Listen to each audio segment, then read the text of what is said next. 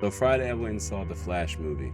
Finally released in theaters. I went and saw it in IMAX. We're going to talk about it in this video. I'm going to give my unbiased opinion and review of the Flash movie. Let you know, is it worth going to see it right now in the movie theaters, right? Is it worth going to pay the price of a ticket? Should you wait for it to become available to stream so you can watch it from the comforts of your living room? And now, the Flash movie is one that I've been looking forward to since it was essentially announced many moons ago. To jump right into the meat and bones of my Flash movie review, the movie was a little bit all over the place. In terms of like plot and pacing, it was really up and down. The tone too was just all over the place. In the beginning, it started off with goofy dialogue, like really goofy comedy that wasn't really funny. It's so far away from the dry humor that we're used to in the DCEU, but the pacing and the tone was a little bit all over the place, especially in the very beginning. I was kind of worried, to be perfectly honest with you. The humor didn't really hit home to me,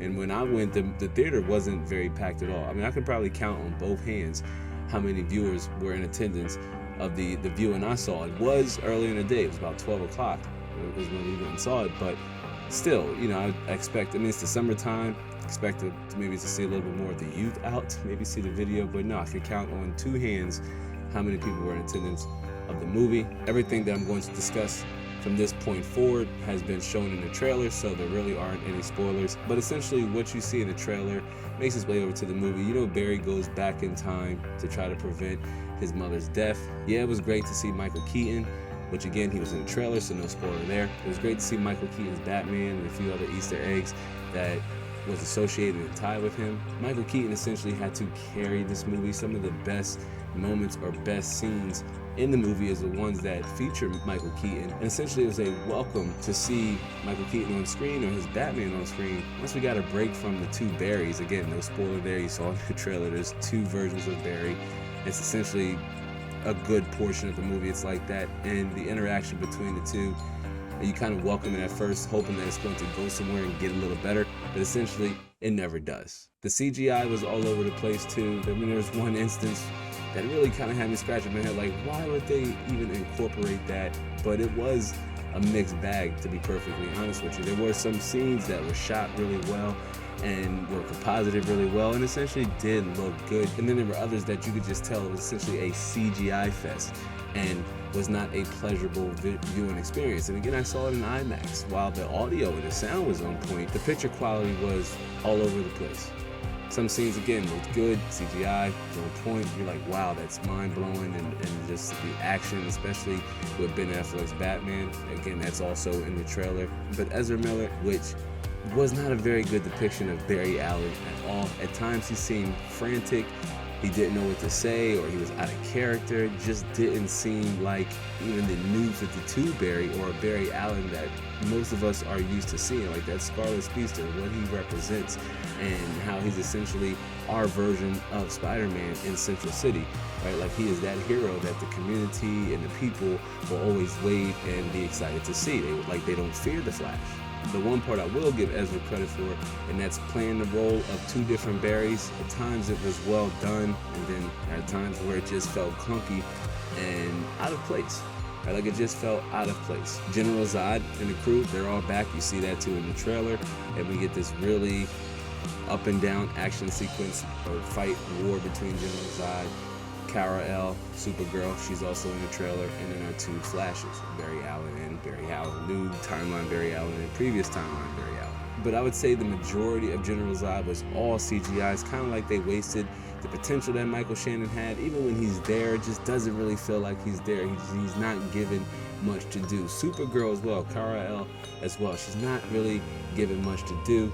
We're going to talk about Superman and what they did to him in this new version down in the spoiler section below, so again, do be sure to stick around for that. Audio fell flat numerous times and really didn't do anything to enhance the scene, move the plot, which was damn near non-existent, to be perfectly honest with you. You know what the plot is. There are times in the movie where you sat around and you were just waiting for something to happen, and it just didn't. Every time an action set piece started, you thought, okay, at the end of this, there's something meaningful is going to happen. This is going to progress the story, or at the very minimum, or at the very least, tie up some plot holes or loose ends that's introduced in the beginning of the movie, and that's just kind of ignored towards the end. Again, we're going to talk about it in the spoiler section. But should you watch The Flash in the movie theaters? If you're a Flash fan, then yes, I do recommend you see this movie in the movie theater. It's well worth the wait. It's the character's first major motion picture cinematic debut, and really it's a movie in general. As a DC fan, or like many DC fans, I've been waiting to see exactly how Warner Brother is going to pull this off. The Flash movie being a reset, like Nexus level event movie that's looking to shape and change the future of DC movies going forward here.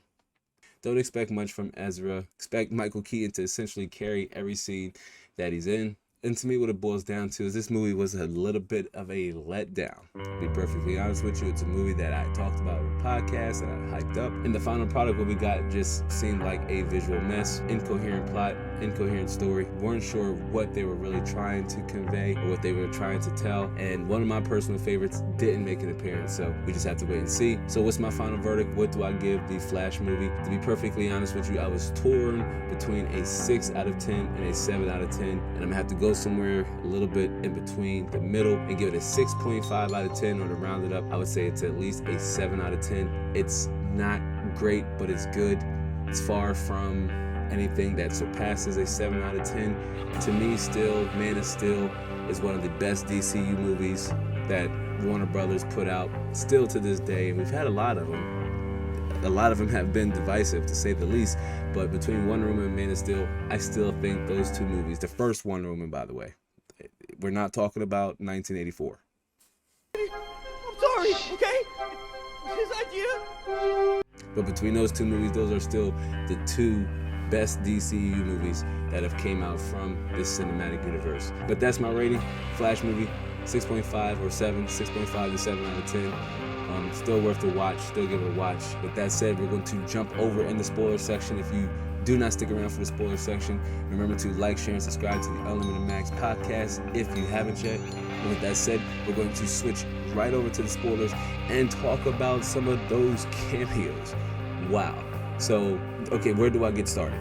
For starters, The Flash, he goes back in time quite a few times, like both Barry and the other version of Barry Allen. They go back in time at least 3 times in the movie. In one instance, when they're fighting Zod and the military and everything in that large desert, they go back in time there to try to save Michael Keaton Batman, who is killed when he tries to fly the Batwing into one of General Zod's crafts, and he doesn't know that the shield's up, and he dies. And so they go back in time to try to save him, and then he gets killed by Nam, or the Space Giant is what they refer to him in the movie. Like, General Zod succeeds. He kills Kara, aka Supergirl, and harnesses the codex from her DNA, because General Zod reveals that they call up to Kal-El's pod before it left Krypton, and they tried harvesting, the codex from him, and they found out it wasn't in his DNA. So, like General Zod told Kara that Kal-El didn't survive, the baby didn't survive, and they found out that it was her that holds the future of Krypton in her DNA. All the genetic material pretty much to restart and to build a new Krypton. That's what General Zod wants in this new timeline. But regardless of what Barry and the other Barry Allen try to do, they both end up getting killed. And they realize that it's inevitable. Barry went back in time and they created this entire new universe, right? Like, he went back in time, his mom forgot some tomato soup, so he put it in the cart for her so he wouldn't forget it, so his dad wouldn't have to go to the store, and he wouldn't have been charged with his mother's death, with Noah's death. So he did change the future, but it changed so much. Unlike the Flashpoint paradox, where it's just one instance of Barry, just that Barry. In this one, we got 2 once the Justice League version of Barry changed the timeline, and every time he was in that chronosphere or that chrono globe or what have you, that's when the main villain appeared, which turns out the main villain is like the future version of the new Barry he was with. I was totally confused by the premise and the concept. At one point I was hoping it was Reverse Flash, but clearly it wasn't Reverse Flash. Maybe it was Dark Flash or Evil Flash or Evil Barry, but it wasn't Reverse Flash. Even originally in the Flashpoint paradox, it is the Reverse Flash that stabs Barry's mom. Barry's mom is stabbed when she's murdered in the beginning, or when the murder takes place. So she is stabbed like in typical Reverse Flash fashion, but it wasn't Reverse Flash in the movie. At first I thought it could have even been Savitar, but it wasn't. But what it boils down to essentially is that Barry, each version of himself, was the villain of this movie. In terms of some other cameos, Gal Gadot's Wonder Woman did show up very early in the scene. She saved Bruce and Barry during the bridge scene, which was really dope, which was really, really cool to see some Batfleck one more time before he signs off officially, because at the end of The Flash, I mean, it kind of definitely spelled it out that this is the end for Batfleck. Like, we won't see him anymore. We're almost certainly going to get a new DCEU Batman. I seriously doubt it's the cat that they showed at the end, and that was my man George Clooney. Yes, the very last Batman at the end of The Flash is none other than George Clooney's Bruce Wayne. So when Barry returns back to his timeline, he thinks everything's good, like he thinks everything's Gucci. He returns back to his timeline and he gets a phone call and it says Bruce Wayne. So it sounds like his Bruce Wayne. He don't pay no mind until Bruce Wayne pull up, jump out, and then Barry's kind of like taken aback because guess what? It's a totally, entirely different Bruce. And he says, oh, you know what I'm saying? He realizes he's still in the wrong universe, or he still messed things up, because while he called himself trying to fix what he did or undo what he did, he still couldn't help himself. Barry still couldn't help himself. He made one little change that can help his father get exonerated once he goes back to his timeline, or once he goes back to his future or his past. Wasn't really fully explained.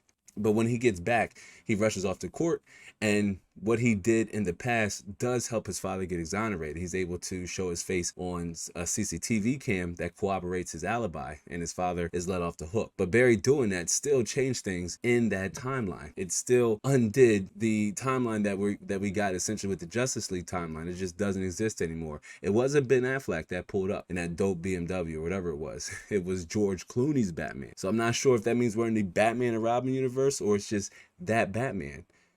When Barry was going back in time and trying to undo everything he did, it showed the multiverse collapsing or colliding within one another. And here's where like the biggest memorabilia or nostalgia bait really ran rampant, because we saw the old school Jay Garrick running back in time in his kind of gyro spear, which was really dope. We also seen the Christopher Reeve's Superman, which was really neat. It was all CGI, but he was just standing there. He ain't really do much. And also the Supergirl from that movie too, but he wasn't really doing much. He was just kind of just standing there, but it was so dope to really see. And he's like looking up in the sky, and they're all seeing this event happen, this space-time continuum collapse, or the multiverse collapsing within itself. We also got the Adam West Batman that was featured like in a small clip. And then one of the biggest shockers that I saw coming, I was like, no way, it's not gonna be him. It was Nicolas Cage's Superman. Nicolas Cage's Superman was fighting like a brainiac, metallic or robotic spider, and while Nicolas Cage's Superman is fighting it, the tear the fabric and space and time rips open, and Nicolas Cage kind of, that his Superman looks off and he's staring at the multiverse collapsing as well. Again, while it was all CGI, it didn't look great, but it didn't look bad. I was a little worried at first what they did to Michael Keaton's Batman. Like when the Barrys first show up to the Wayne mansion and they get there, I mean, they really run into this like hippie Bruce Wayne Batman. He's like cooking spaghetti. He's doing like karate on the counter. He's fighting with broomsticks and throwing pot and pans at him. He has like shoulder length long hair, whole beard. I mean, it's not the Bruce Wayne we saw in the trailers. I mean, they got us there. He looks totally different. He has to clean himself up once he decides to, I'm going to help Barry Allen, get his powers back, which it was a little weird how it happened. I mean, he still got struck by lightning, but this time it took away his powers and gave the other Barry powers, so he had to go through a good portion of the movie with Barry not having access to the Speed Force and another Barry being kind of new to having the powers. The gag was funny at first, but it got very old towards the end of the movie. And while it's no secret, everybody knows it's just about now, Henry Cavill is done playing Superman. Unfortunately, as much as I love Henry Cavill in the role, and as much as I love Man of Steel, it's sad to see him go, and he's not featured in this movie next to near at all. There's one instance when Barry is going back in time and he's in like this chronosphere or chrono globe, what they called it, and you see Superman when he was fighting the Justice League, in Justice League when he first was awoken and they're standing at the memorial and the statue.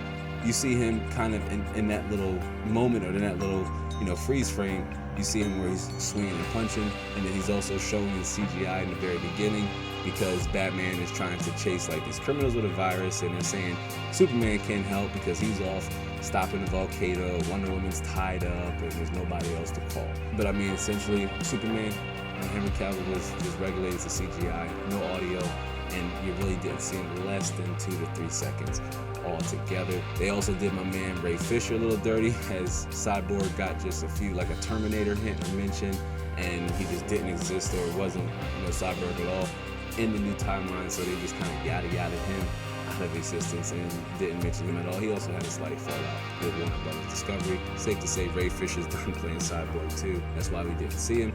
And then Jason Momoa, Aquaman, did make an appearance in one of the most pointless, stupidest post-after credit scene in modern comic book movies or modern movies to date.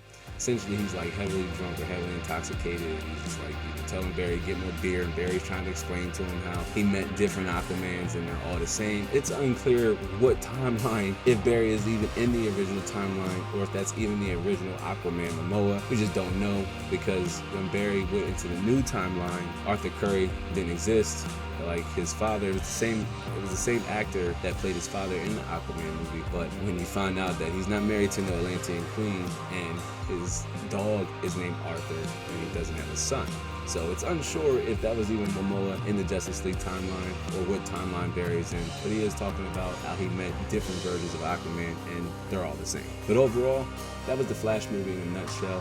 Had a lot of nostalgic and member berries kind of sprinkled all over the place, but wasn't enough to save the movie from its other faults. Not necessarily. That's why I am firm in between my original rating I gave between a 6 and 7 out of 10.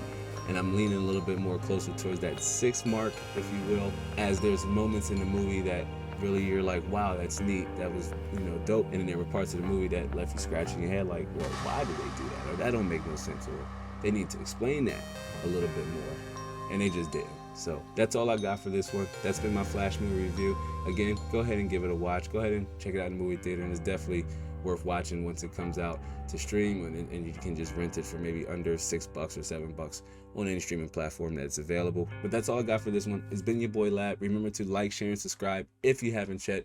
I do hope to catch you on the next one. So until then, be easy.